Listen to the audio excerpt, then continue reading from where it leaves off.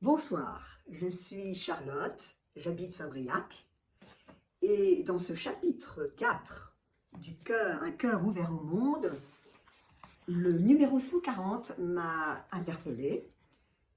Le pape dit « Celui qui ne vit pas la gratuité fraternelle fait de son existence un commerce anxieux.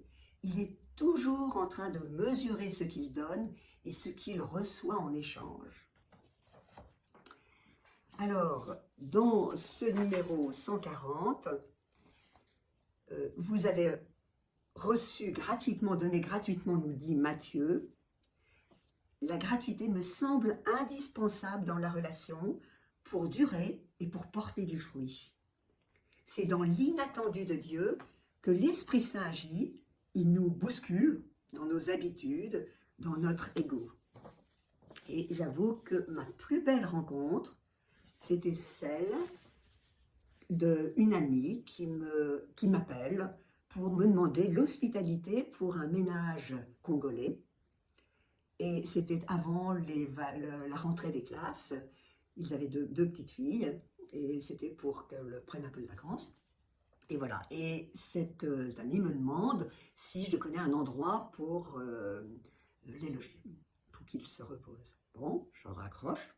Et je me dis, mais c'est à moi qu'elle demande ça, c'est à moi.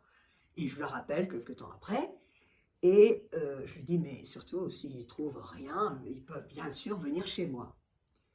Et donc, la chose se fait, ils viennent, je vais les chercher au bus à Saint-Malo, ils venaient de loin, des heures impossibles et tout. Et je les amène chez moi et nous avons passé une semaine, mais je rends grâce de tout ce qu'ils m'ont apporté, de joie, voilà, voilà une rencontre qui m'a bouleversée, qui m'a bousculée, voilà, et j'en rends vraiment grâce à Dieu.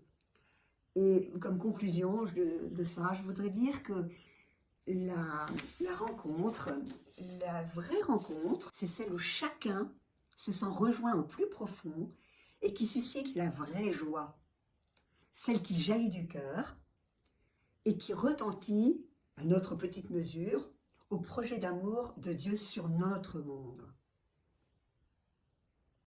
Bonsoir, je m'appelle Dominique, je suis diacre sur les paroisses de Dinard et de Pleurtuis. Et aujourd'hui, on va parler de l'encyclique Fratelli Tutti, un cœur ouvert sur le monde. Alors ce mot, un cœur ouvert sur le monde, moi, ça me parle à moi qui suis marin. La devise de mon dernier bateau que j'ai commandé, c'était « Entre mer et horizon et notre patrie ». Mais ça rejoint aussi mon expérience de diacre, notamment à Paris. Voilà. Alors le point qui m'a touché tout spécialement dans ce chapitre 4, ce sont les numéros 143 et 144 sur la saveur locale. François y développe la nécessité de l'identité personnelle. Il y précise qu'on ne peut rencontrer l'autre que si l'on est enraciné dans une terre.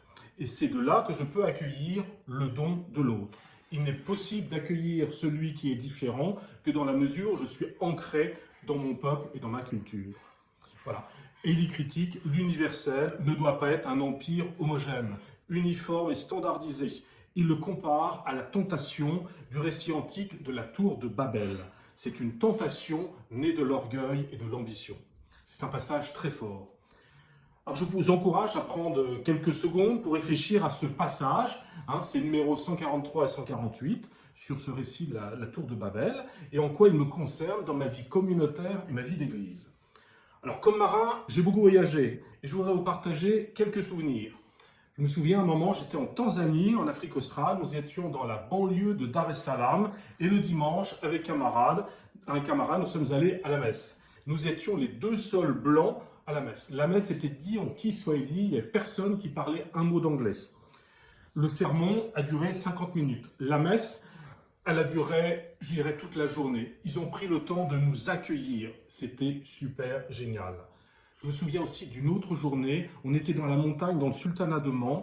C'était l'année de la Coupe du Monde, on était dans un village, perché dans sa montagne. Les villageois nous ont accueillis, nous ont offert des dattes et de l'eau. On a parlé foot, bien sûr, de le moment, mais c'était important. Alors pour moi, c'est vrai, nous étions des voyageurs, nous n'étions pas des migrants. Et là, il y a une vraie différence. Nous savions que nous allions revenir chez nous, qu'on nous attendait.